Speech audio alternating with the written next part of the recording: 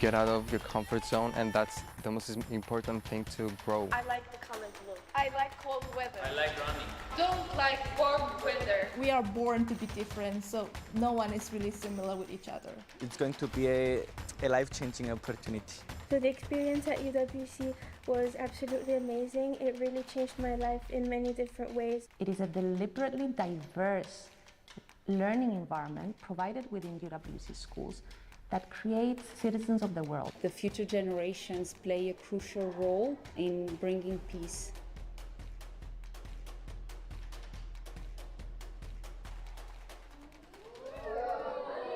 United World Colleges, UWC in short, is a global education movement that comprises of 18 schools, students, and thousands of alumni around the world. Its stated mission is to make education a force to unite peoples, nations, and cultures for peace and a sustainable future. It's a movement that was started in 1962 to bring students together from all over the world into a number of different colleges. Why not start a chain of international schools for teenagers in the cause of peace? In Cyprus, there have been students going to United World Colleges, I believe, since the late 1980s. Unfortunately, in the early 2000s, there wasn't a lot of activity through UWC Cyprus. And then the EU scholarship program for Cypriot youth was started. And really, UWC Cyprus has taken off since that program started. In 2019, the European Commission and UWC started this partnership and created a program called the EU Scholarship Program for Cypriot Youth at UWC. The aim of the EU Scholarship Program for Cypriot youth at UWC is to bring together the Greek Cypriot and Turkish Cypriot communities. It is a program that provides scholarship opportunities for youth to study at 4 different UWC schools in Italy, Germany, Bosnia-Herzegovina, and the Netherlands. Beyond scholarships, the program offers short courses, which are typically courses that take place over 10 to 14 days in the summer, as well as one-day youth engagement activities, all aiming youth aged 14 to 17 years old residing in Cyprus. The EU Scholarship Program for Cypriot youth is targeted at 15 to 16-year-olds to attend a 2-year boarding school environment at a United World College. Schools are not all about education. They're about participation, they're about international understanding and respecting your neighbours, respecting other people. You have to live with people from all over the world at these schools. It is one of the oldest international baccalaureate schools in the world, an entire network, almost a sisterhood of schools, each of which has their own culture, each of which has their own background, and each of which encourages students in a very, very challenging IB program, but an equally challenging social environment. The UWC educational model speaks to the EU core values, such as human rights, democracy, and social justice in the world.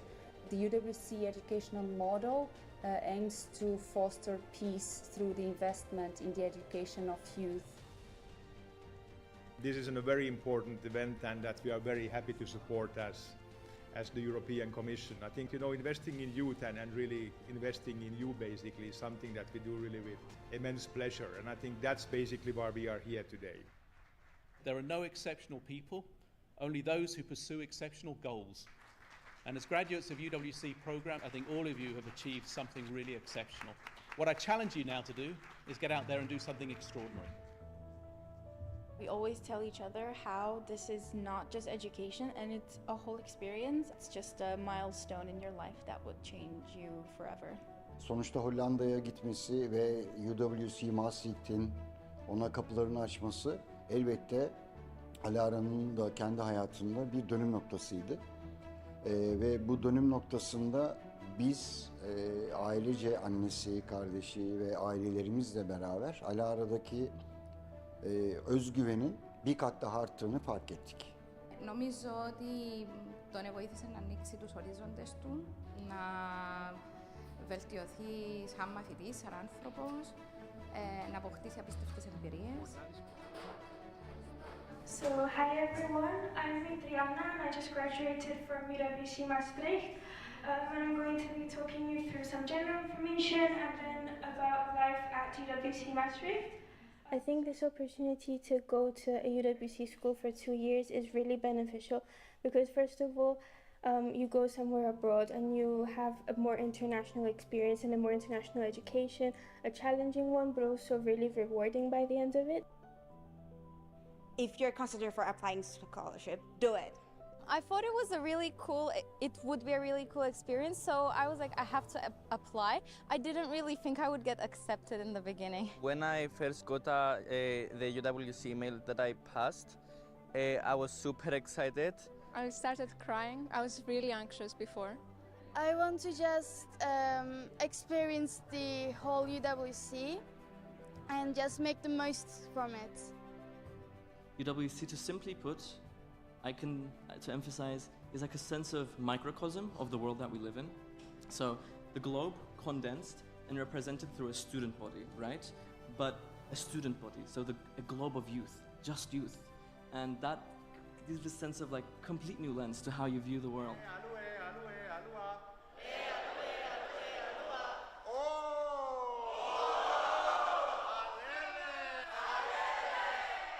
UWC short courses are shorter experiences that immerse participants in experiential education. The short courses of the EU Scholarship Program bring together young people from not only Cyprus, but also abroad for around 2 weeks to explore what diversity in action looks and feels like. And this is really the backbone and the main thing we want to encourage. It is diversity for every one of the participants to see how everyone around them is different and unique, and for them to see how they as persons are different and unique. This is an environment with no judgment. We all try to find a place, a safe place, and I think we reached that place. Here, like, they acknowledge that people are different and it's okay. Not everybody's the same, not everybody has the same eye color, hair color. التنوع في العمل. La diversidad en acción. Правопорівнева моქმедебашія. Diversität in action. La diversité en action. Різноманіття в дії. Diversità in azione. Διαφορετικότητα σε δράση. Diversité en action. Together with UWC, we deliberately choose students and participants from diverse linguistic and cultural backgrounds, not just from Cyprus, to bring them together to a space where they can explore different ways of tackling those issues that affect directly or not directly their lives.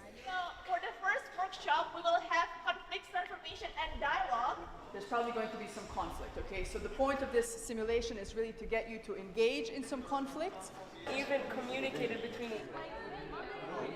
If you overstep your boundaries, right? Yeah. I want to take it diplomatically. We want to reach an agreement, right?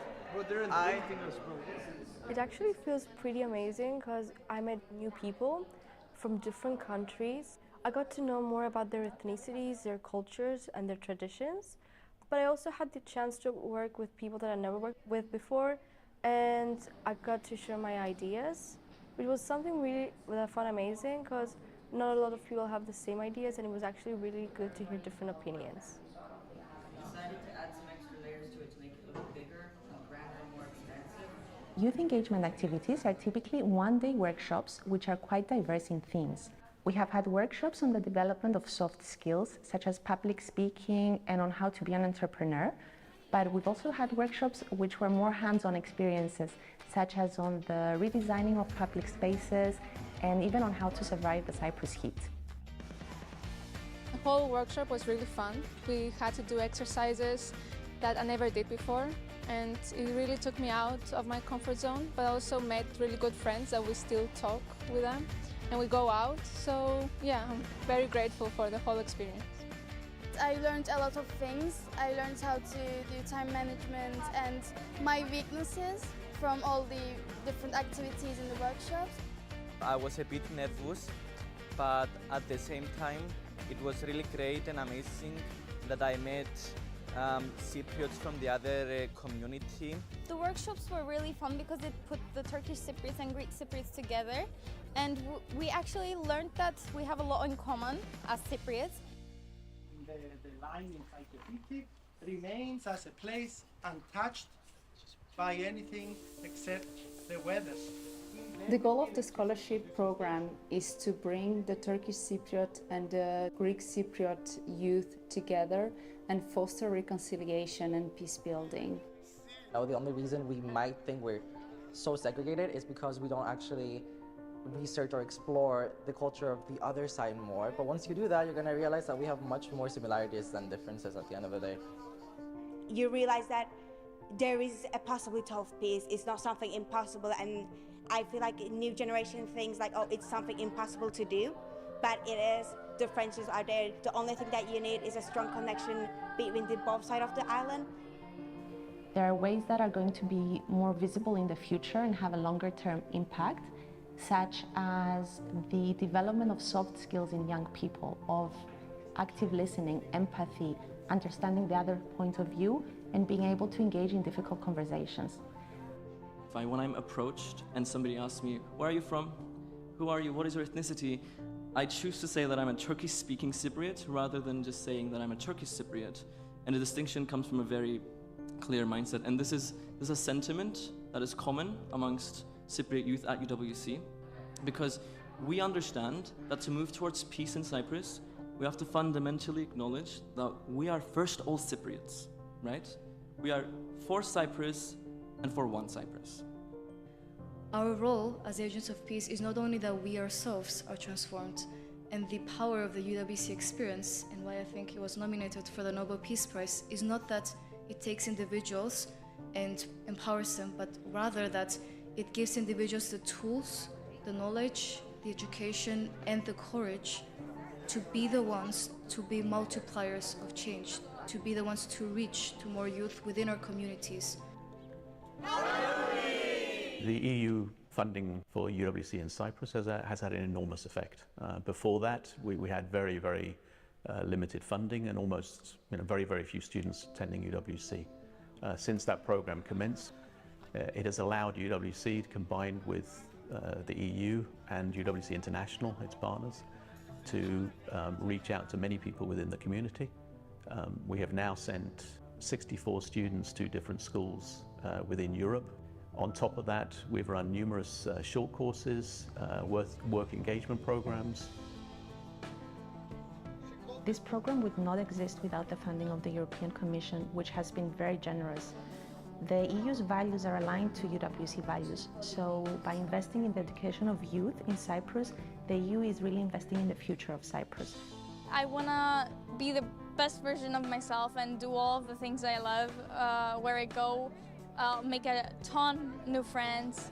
The main thing that I want to achieve from this experience is to meet new people from all around the world, become more open-minded and more diverse. The whole UWC experience, I think it's an amazing opportunity. Maybe a cliche thing to say, but a truly life-changing experience. I think I wouldn't be who I am without going through all of that.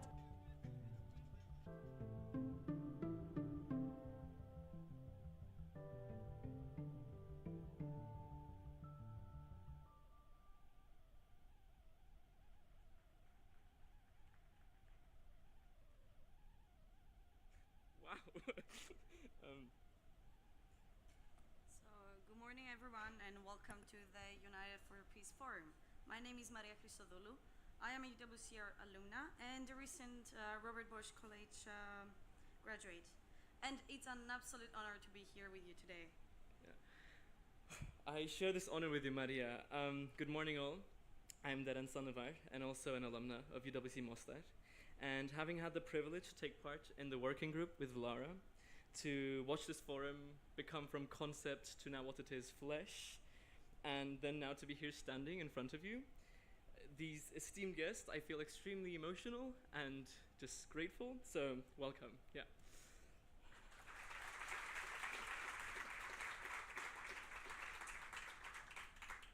So the EU scholarship program for Cypriot youth at UWC started with me and 5 of my co-years back in 2022. And now here we are, just scratching the surface of its potential. And thanks to all of us, this program now has continued support of loyal educators from around the country and beyond. And with scholarships to various UWC schools, just like mentioned, online, hybrid, and residential short courses of various kinds, and UWC Day events, just like this one. I also want to remind you it's UWC Day. And this forum. So we would like to start by welcoming the representatives from the European Commission and European Union, ambassadors, and the UWC community who are joining us today. And of course, a warm welcome to all teachers and students here in Cyprus. We're hoping you're as excited as we are for what's ahead. And with that, let's move on to our opening remarks from the European Commission. Yeah.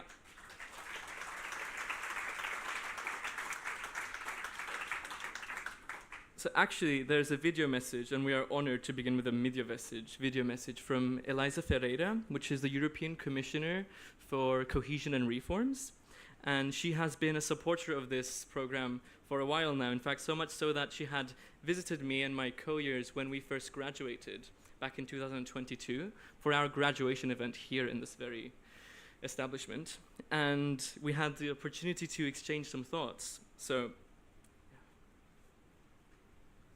dear ambassadors, dear friends, dear all participants in the United World College, welcome to the United for Peace Forum. It was Albert Einstein who said, "The world as it is a product of our thinking. To change the world, we must change our thinking." In other words, if we are to create a better future, we will need new ideas, open minds, and fresh approaches. This is why young people are key agents of change. Your ideas, your energy can take us beyond the status quo and help us find a better future. So it is very encouraging to see this youth-led event bringing together 200 participants from across the island and beyond. My heartfelt thanks to everyone, each of you involved in the organization. I would particularly mention the United World Colleges and, of course, all the individual young people, as your energy and persistence has made this happen. That is appropriate because young people have the most to gain from a new landscape and new opportunities. I remember my visit to Cyprus just 2 years ago. I had the privilege of attending the first graduation ceremony for those of you who had participating in the joint scholarship program between the European Union and the United World College. 6 Cypriot scholars, 3 from the Greek-speaking community, 3 from the Turkish-speaking community, had just graduated from the scholarship program, and I really enjoyed seeing it, meeting them. Such initiatives are a foretaste of a better future, breaking with the molds of separation and forging a true bi-communal integration.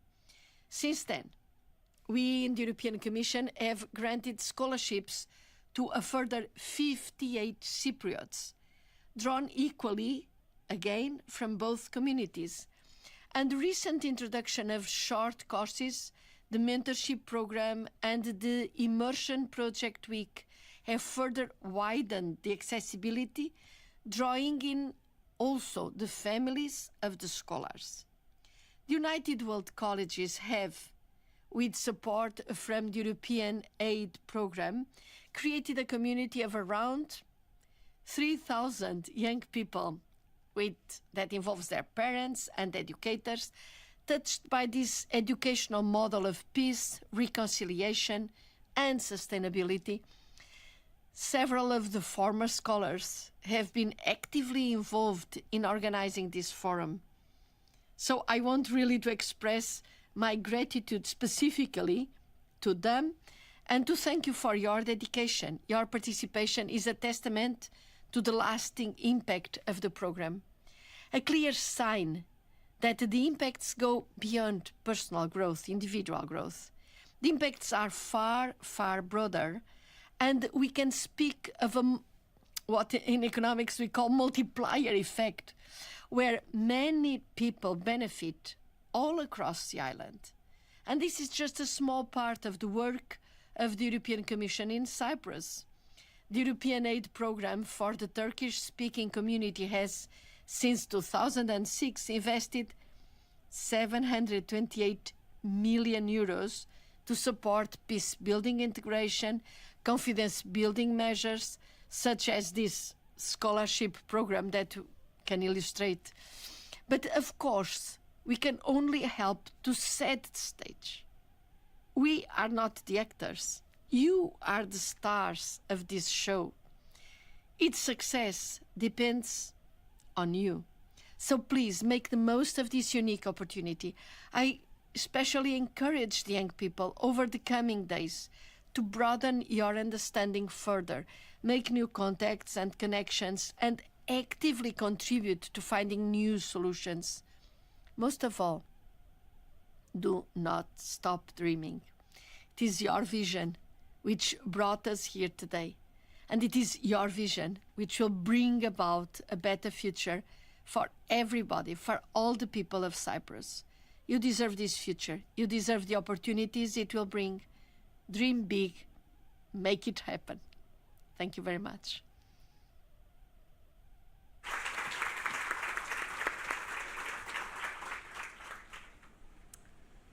Now let's welcome Julia Bertezzolo from the European Commission to share a few words. Julia, thank you for being here today.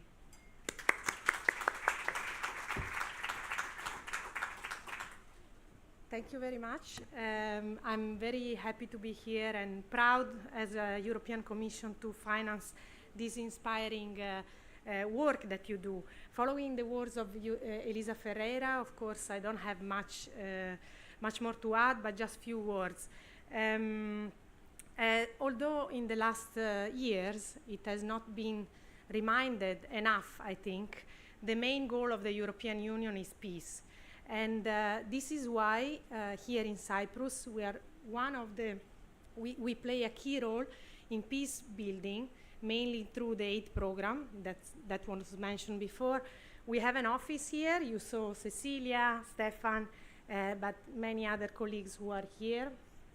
And we finance many projects to create opportunities for reconciliation and to create cooperation between the two communities. Later on in the fair that there will be, I invite you to explore the opportunities for funding that we have to lead projects meant to be promoting peace and cooperation, but also to join forces with others to lead this project. And here I want to make a point. As you all are very active and engaged and set to become leaders, let me stress that being a leader is not always being in the forefront. Sometimes it means making a step back and contribute to other leaders' work to make something bigger. I really hope that some of you will take interest in the Cyprus issue and join the work of other young people who are working on the Cyprus issue and help us to reach our goal on the island. We really need your help to make the next negotiation being the last. So thank you very much, and I wish you a fruitful event. I thank in particular the United World College for the organization and everybody else who contributed to this. And I will be around listening to your ideas and I hope to get inspired for new projects that we want to take forward. Thank you very much.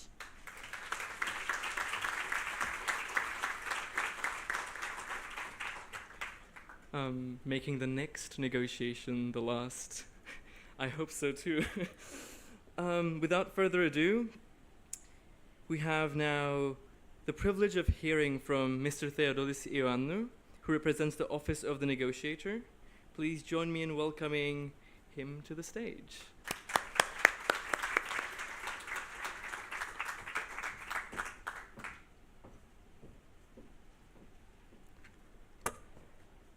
Thank you very much. Thank you all for being here today. Many thanks to United World Colleges, our host, for the invitation to address this forum on behalf of the Office of the Greek Cypriot Negotiator. The funding and support by the European Commission is also greatly appreciated, And I would like to thank the EU Scholarship Program and all our partners in the EU departments and institutions for making this possible. The importance of peace education echoes loudly at a time of turmoil and attempts to disrupt the rules-based international system that are taking place before our eyes, regionally and globally. We live at a moment when we look to the future with great uncertainty. The aim to foster peace and leadership in young people has the potential to bring about a new shared understanding. Here in Cyprus, the burden that falls on the shoulders of the younger generations is indeed great. This makes the work of the EU Scholarship Program for Cypriot youth implemented by United World Colleges even more significant. Speaking of peace education, I would be remiss if I did not mention the award-winning Project Imagine. It provided the opportunity to students and teachers in both communities to take part and is widely recognized as having made a very significant contribution to the promotion of a culture of peace and reconciliation. This is why we continue to stress the need to recommence the Imagine project. If we are to overcome the division and along with it the trouble it promises to continue to cause, we must build a future of peace and prosperity on strong foundations. To have a predictable and stable environment, we need to engage in those at times difficult or uneasy discussions, which will lead to mutual understanding between Greek Cypriots and Turkish Cypriots. That includes making education a unifying factor, an asset rather than a liability in the path towards peace and a sustainable tomorrow. To look at each other with compassion and empathy is necessary to bring us closer together. We share the goals of this forum and endorse the theme of United for Peace. Thank you.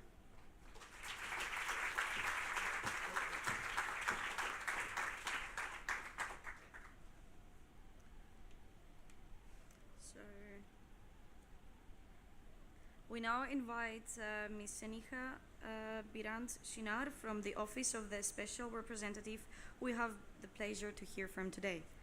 Please give her a warm applause.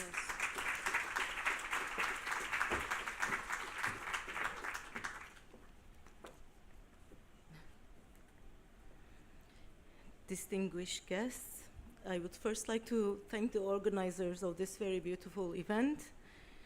And start actually by expressing what a joy, what a pleasure, what an honor to be among such, except for the other guests, of course, but such a young crowd with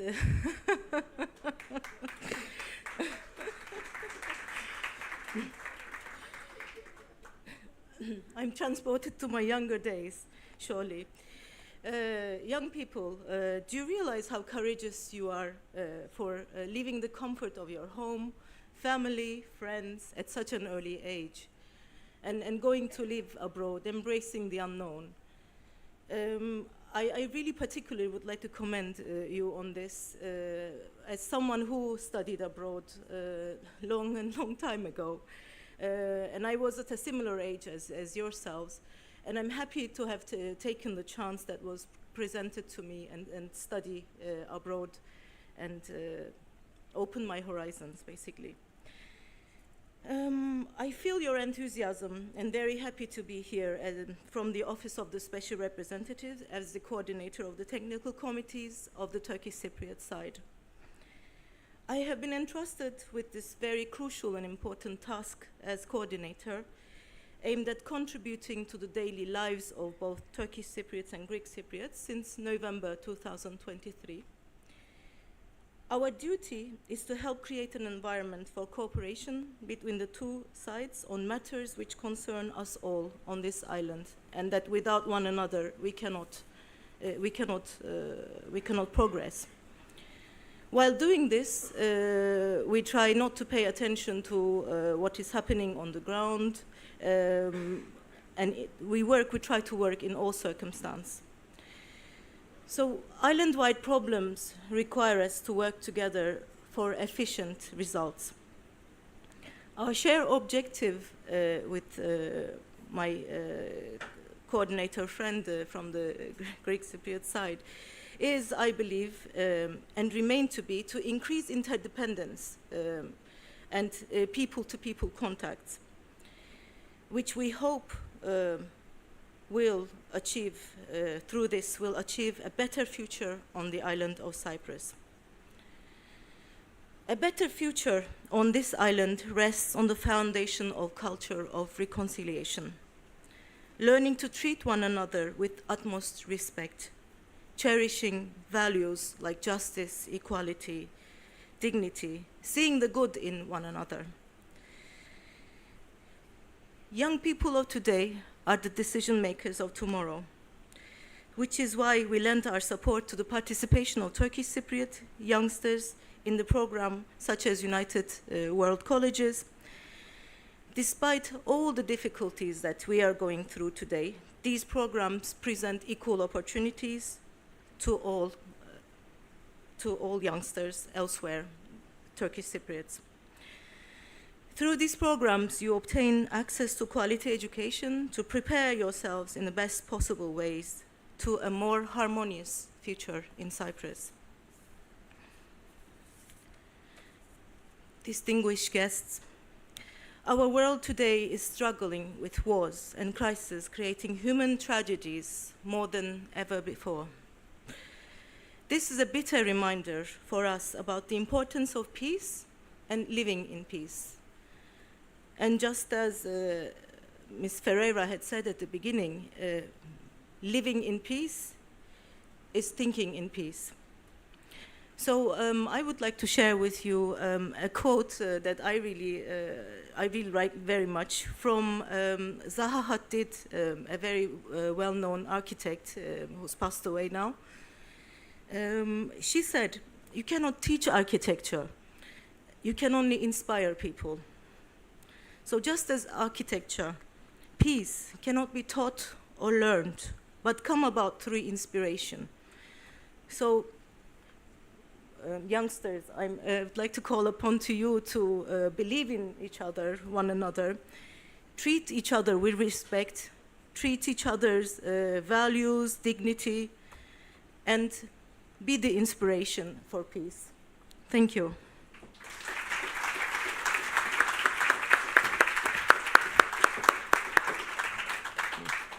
Thank you both, Mr. Theodule Ioannou and Ms.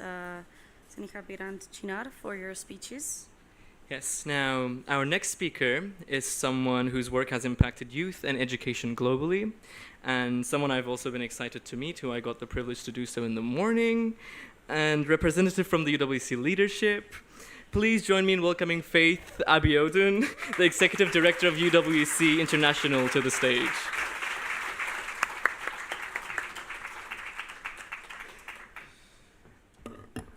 I learned 2 words this morning that I'll try to pronounce, so please pardon me if I butcher them. Kalimera, Gunaidin. Good morning, everyone. On behalf of the United World Colleges, it's a great, great privilege for us to be here and to join all of you in celebrating International Day of Peace and also UWC Day. It's hugely significant for us to be here in Cyprus on a day that is so significant for the whole world. And it's great to be here with young people in Cyprus. The work that we do is hugely significant, not just for the future, but for today. So firstly, thank you all for joining us. And if you're a young person in the room, we're here for you, we work for you, and we're delighted to be with you. To our partners, members of the Diplomatic Corps, the European Commission, thank you so much for your partnership, your presence, your accompaniment on a day as significant as this. The work that we do across the world is so important because it puts young people at the center of shaping the future of our world. It's not all about us, it's about them. And it's about the world that they would inherit and the world that they would leave behind for those who come after them. And on a day like this, International Day of Peace, nothing could be more important than centering the voices of young people. Today and tomorrow, we are participating in what is a youth-led forum. That is so important. These are perhaps some of the last speeches that folks like us would make, because we're going to turn the floor to those who can guide us, lead us into more tangible, context-based conversations, the way they see the world and their aspirations, their hopes and their desires for the world in which they want to live and the world in which they will shape. And so our role is to pave the way and allow them to lead as their best place to lead. I want to thank the European Commission for your huge partnership, your accompaniment, the support that we get. Young people in Cyprus are enabled, empowered, encouraged because of your accompaniment. We don't take this work for granted, and we know we can never do as much as we have achieved without your support. I want to thank UWC Cyprus. I want to thank the young people, the leaders, the parents, community members, educators, everyone who believes passionately in the cause of peace, and everyone who believes that education can be that force that unites people, nations, and cultures for a peaceful and sustainable future. Over the course of these next 2 days, my invitation to you is to listen as much as you can. Listen twice as much as you speak. Ensure that you are joining the dots in your own minds, taking new perspectives. Hear the voices of people who are not the loudest in the room next to you. Ensure that you don't leave this place the same way as you came. We are here to listen to you, support you, accompany you, and encourage you for the journey ahead. To the young people in Cyprus, I hope that you feel empowered, feel supported, and feel that our commitment to you is not fleeting. To all of our partners who have joined us today, we're encouraged by your presence as well, and we hope that you will listen as much as you can to the voices of young people. At the end of these 2 days, may we feel even more inspired, more encouraged, more determined to walk in the cause of peace. Thank you all so much for being with us today, and I'll pass to the young people to declare this forum open. Thank you so much.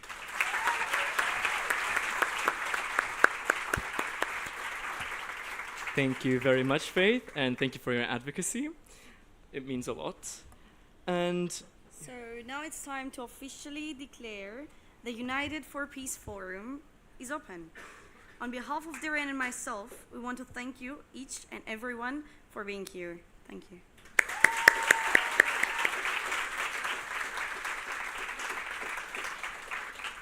so we're very excited to see such a diverse group of delegates, and I'd like to do something here, so if you could join me. I would like to see who's in the room with us, so if you're... Do the people in the back hear me now? So, if you're a UWC high school student, put your hands up. Show me, show me, show me. Okay. If you are a UWC... If you are a local student in Cyprus, put your hands up. There we go. If you are an alumni of a UWC short course, show me your hands.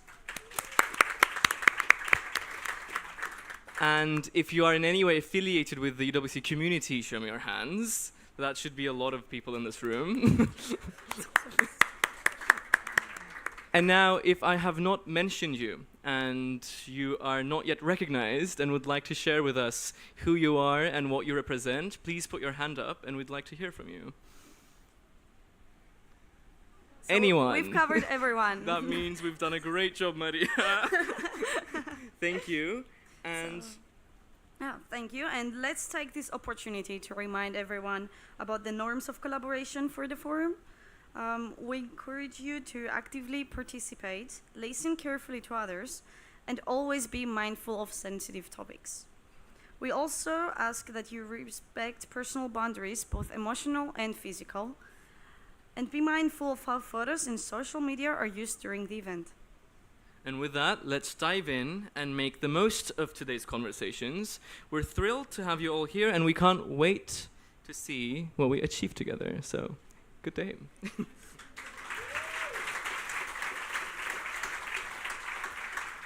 So now it's our great pleasure to introduce today's keynote speaker, Kainat Riaz.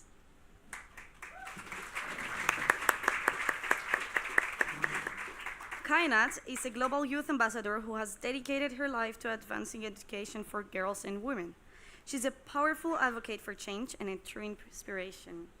And instead of Kainat Riaz giving us a keynote speech, we are doing a moderated questionnaire session on the stage, and we will ask her some questions and carry the conversation, and there will eventually be a space for you to forward some questions to her if you wish so. So let's proceed.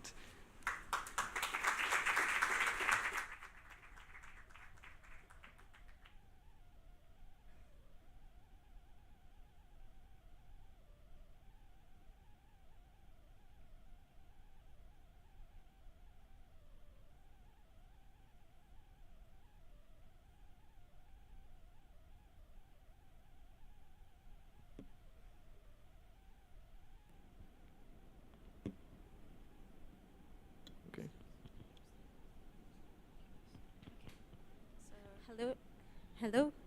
Hi. Hello, everyone. Thank you so much for having me. And I'm Kainat Riaz. So again, hello Kainat, and thank you for being here. So starting with the first question, you're a co-founder and director for girls education at Baydar Society, if I'm pronouncing that right, an NGO in Pakistan that uses education as key to work towards peace and harmony. As a former UWC student, how has your education influenced your vision for peace and progress in society? I'll try my best to make it very short. So I'll tell you a little bit of background information. So I'm Kainat Riaz from Pakistan. I was born in Pakistan. I was 12 years old when I came to UWC. I got shot on my right shoulder from the Taliban, and I was in the hospital for a couple of days. Because I was going to school and get education. Hello, can you hear me now? So yeah, so this was the reason I got the opportunity to go to school at UWC. When I went to UWC, I couldn't speak English. I was from the northern part of Pakistan, where I was only speak Pashto, very introvert, shy, quiet student, always sat at the back of this class, and didn't ask much question. So I am a friend of Malala Yousafzai, you might all know, who is the Nobel Peace Prize winner, who is working for women's rights and girls' education, and she's a friend of mine. We went to the same school. One day, we were coming from school to home, and our bus was stopped. The Taliban stepped in the van and asking, who is Malala? Because they knew Malala, she was raising her voice for women's and girls' education. The guy stepped into the van and started shooting. And my friend, Malala Yousafzai, Shazia Ramzan, and including me, we got shot on my right shoulder. After that, I was very confused, very traumatized, didn't know what to do, came home with a full of blood, bullet in my arm. I was like saying one thing continuously, Malala is dead, Mama, Malala is dead. And I was so scared that the guy's gonna come back and he's gonna shoot me and I will be killed. I was so worried and nervous and shaking, and I denied to go to hospital because I said, no, the guy's gonna come back to the hospital and shoot me. Anyhow, my mom and dad encouraged me and they took me to the hospital. They treated me with the thing, they took out the bullet and we came home. That time, again, I was crying. I didn't know what to do because I was 12 years old, 11 years old, very young, and I was very shy. I stayed in the hospital for a couple of days, but then I went back to home, and I requested to get the rest of the treatment at home. Long story short, after 3 months later, I realized that how education important is, because Malala was brought by the UK government to Birmingham Hospital. She was treating here. And then I realized, yes, I think my friend who got shot, who is risking her life in Birmingham Hospital, I need to continue this, or my friend Shazia Ramzan.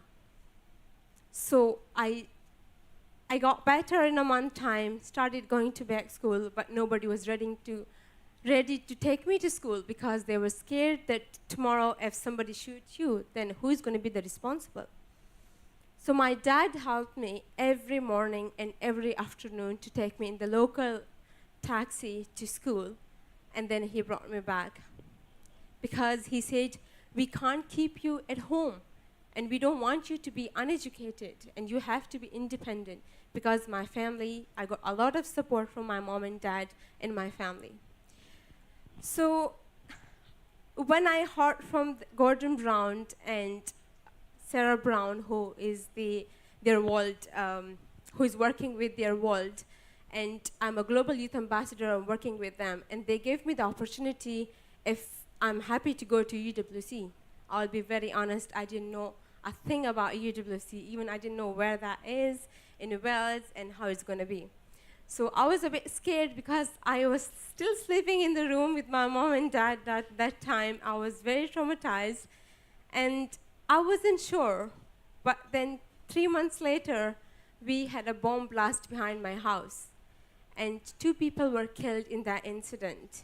And in my community, people were blaming me for that because you got shot, and this incident happened because of you, so you have to leave this place immediately. Otherwise, we are not feel safe because of you. My father was a school headmaster. He was worried and anxious, and he didn't know what to do. So we tried our best, but we didn't have anything.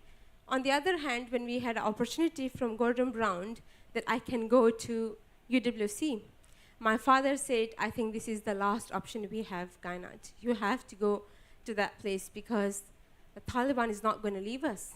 And they were threatening me, they were threatening my dad, and they were like following us in everyday routine.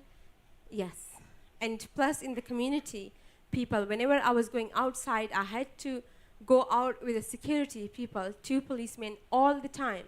So I was not a normal girl anymore. When I was going to the shopping mall, I had to go with the policeman, and then people were judging me that, oh yeah, this is the girl who 2 people died. And I was feeling embarrassing, and I didn't know as well, like, it's not my fault. I was going to school, and I'm just like continuing what my friend is doing. So yeah, this was my life change suddenly when I went to UWC, and I said, I couldn't speak English, I was confused, I didn't know what people said, and the weather, of course, it was very cold, and always wet, Cardiff, so yeah, and I was struggling. So when I went there, I thought it's gonna be the same place as Pakistan, but no, it was completely different. I met so many different people in UWC, got a lot of support, met so many people who supported me in a way that, okay, if you don't speak English, it's fine, we are here for you. And I was like communicating with them through, with the sign language. But the support, the extra support I got, it really encouraged me. UWC Atlantic College, I didn't only teach me just academically, but also teach me how should I live in this world? How should I be, if I have a dream, how I'm gonna follow that, how I'm gonna achieve that. And I got inspired by many teachers, many students, many people in UWC Atlantic College, and the experience I had. I was phobic from water, I learned how to swim, and kayaking and stuff. So all the activities made my life completely change. And today I'm a new, different person. I can't even imagine. So this was the journey I had from Swat Valley to UWC.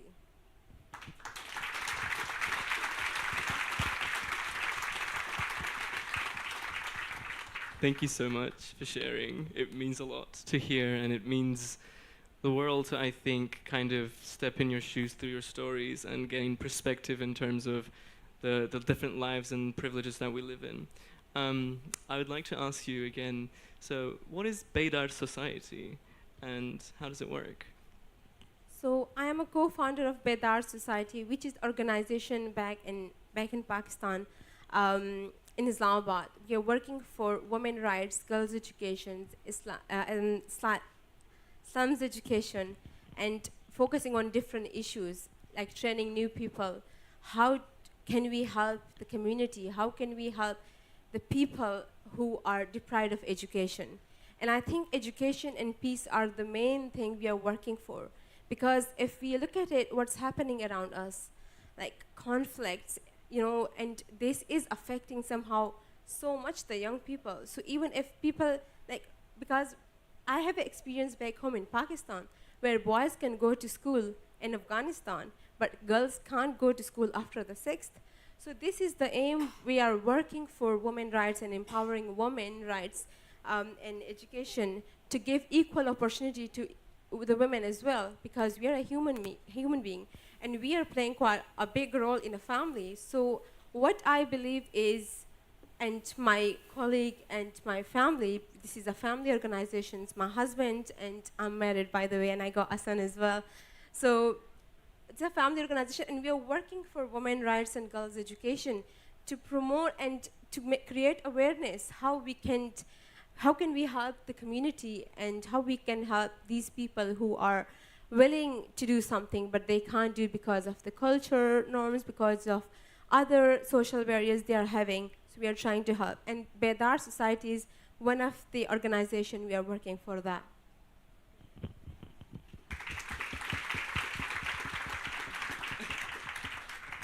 So thank you for that. And I'd like to ask you, as an education advocate, what has been the most fulfilling part of your job, and what do you do when things feel like unmanageable, if they ever feel that way?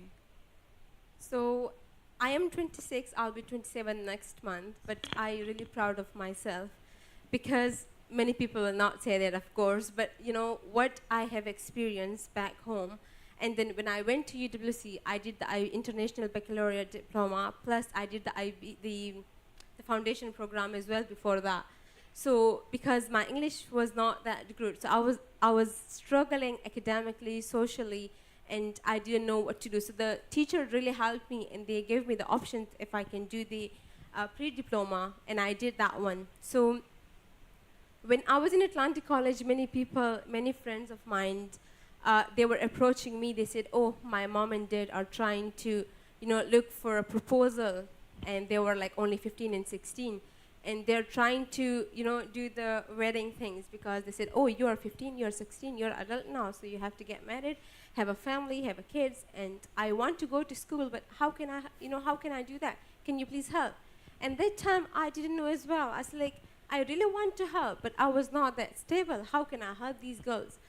But then when I joined, and when we have the Bedar Society and trying to approach different people for help, and many people, we got a lot of support for training and funding.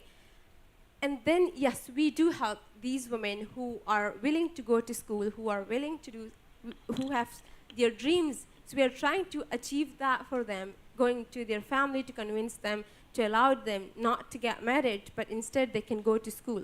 And if you meet these girls and women back home and see them, they are not just got the education, but also they are the leaders in their community.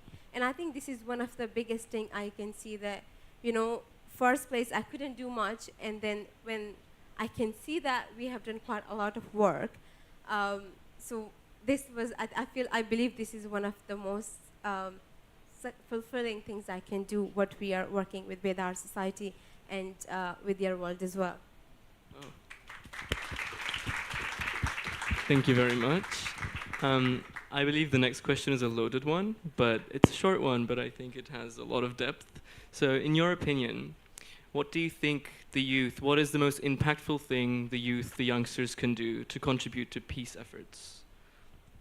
I think many of you will not know what peace is, and you might not have that issues in your own country, because I have seen people slaughtering on the road and killing each other, bomb blasting, people dying and asking for help. So I have seen that by myself. My brother one day came home and he became unconscious because he said the Taliban were slaughtering a person. And it's like, this is kind of a movie. You can't see this in real life. So yes, if you don't know this, there are many countries, especially what's happening in Gaza, Palestine, and what's happening these days surrounding you guys. We need to do something for that. And as a young generation, I think what I believe that we have to listen with each other. We have to listen to each other and contribute as much as we can, because educations are playing an important role in our life. And actively, if we are working together, because when I was in the UWC Atlantic College, the first thing people thought that India and Pakistan have some conflicts. But I will be very honest with you, most of my best friends are from India. So we have to cross that boundaries, and we have to, you know, what's been happening in the past, we need to change that. So actively listening, as he mentioned as well, and we have to support each other, share all culture, and, you know, without any judgment, we need to help each other, and just we follow our dreams, what we are doing, and peace will be one of them. So education and peace are the most crucial part in our life if we want to be living happily in this today life.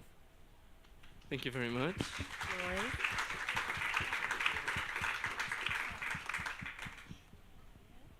So we've asked you some questions, and thank you for answering all of them. And now I'd like to ask if there's anybody from the crowd who has any question to make to Kainat. Take that opportunity, I will say. I see one hand there. Yep.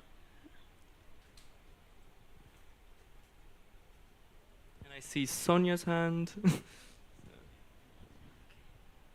Eralp, Sonia in the crowd. Maybe start by introducing yourself and then making the question. Or Hi, I'm. No, yeah. Yeah, please. No. Okay, sorry. Hi, I'm Mihalis. I'm UWC alumni. I have participated in a short course in April. And I want to ask you, do you think you will do what you do if your community didn't give you such a hard time at the time, like in education? I made it very short because I had only 20 minutes and I made it very short. But if we talk about it, I think, yes, definitely. When I had a bomb blast behind my house, I was traumatized for a few months. I was struggling mentally as well, but I didn't stop that time. And then when I was in UWC, I was struggling so much, not only with academics, but because socially everything changed, the whole environment changed for me. I was very, very far away from my family and what's been happening back home. I tried to do something for them, but I couldn't because that time I was feeling so helpless. So yes, definitely, I had a very hard time, but now I feel like it's worth it now. And I can see a huge change back home in Pakistan because when I got shot back in 2012 and today in 2024, I can see a huge change. So yes, it made me very happy and proud, but yes, I was very, very depressed and trying to help, but I couldn't, so yes. Thank you so much.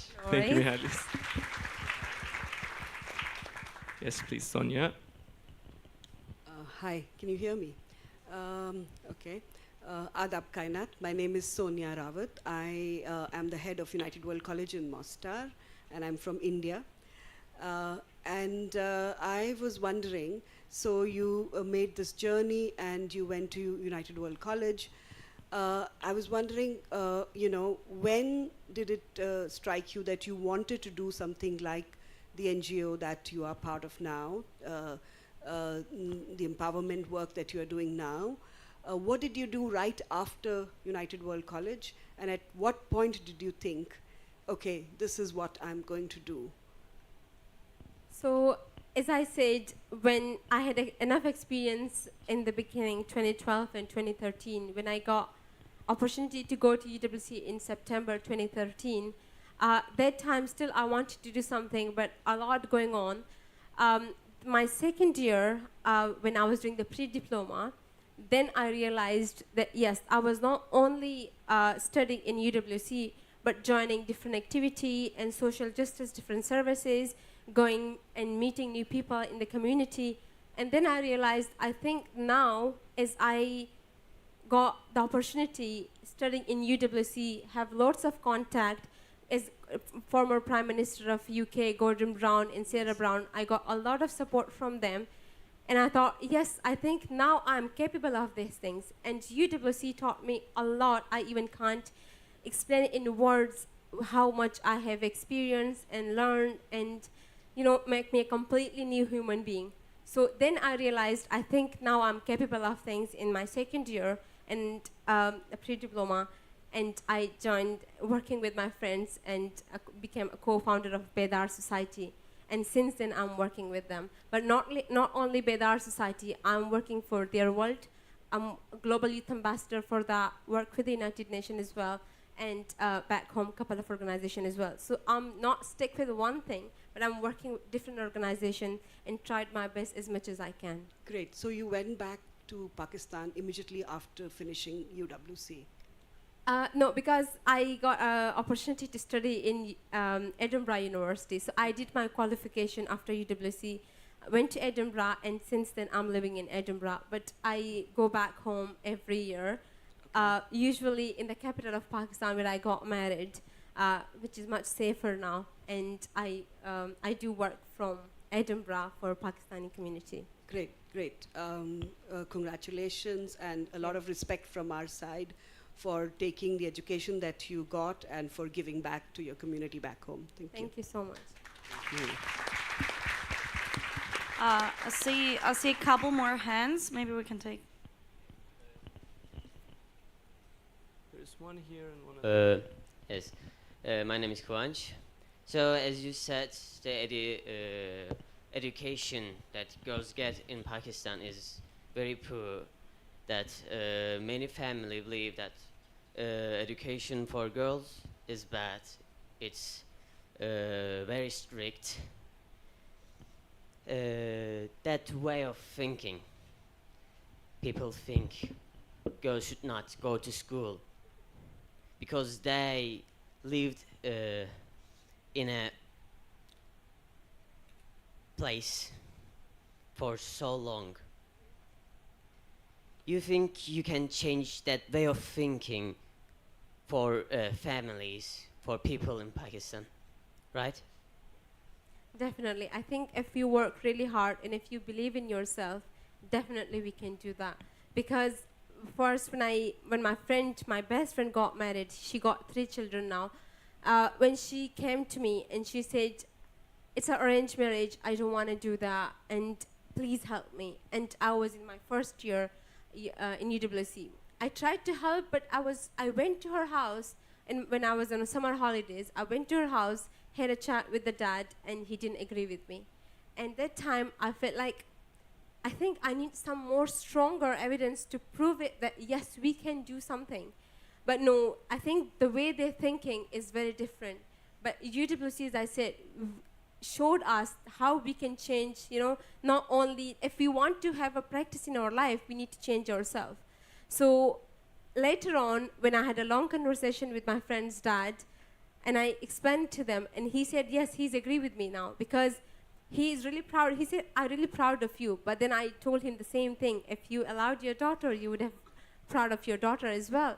I think the way they're thinking is, women or girls after 15 or 16, they are grown up now, they should get married, have a family, and the boy will be the main source of the family, which is not possible.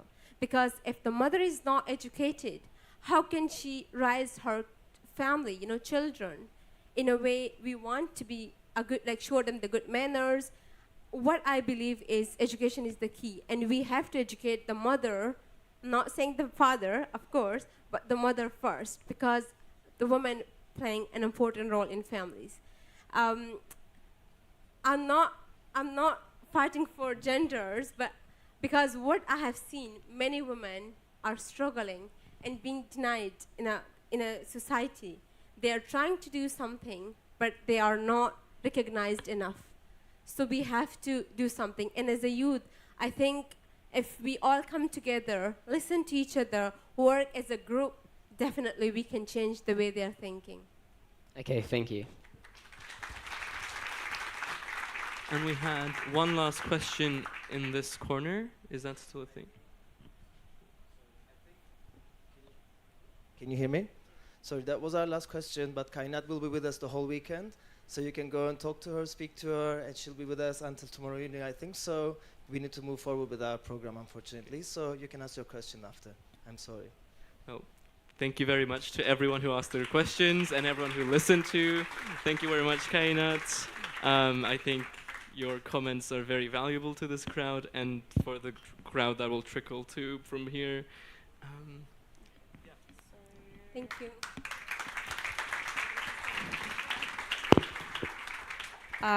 To close this opening section, we'd like to invite Iphigenia to the stage. She will be providing instructions and housekeeping updates for the rest of the day. Thank you.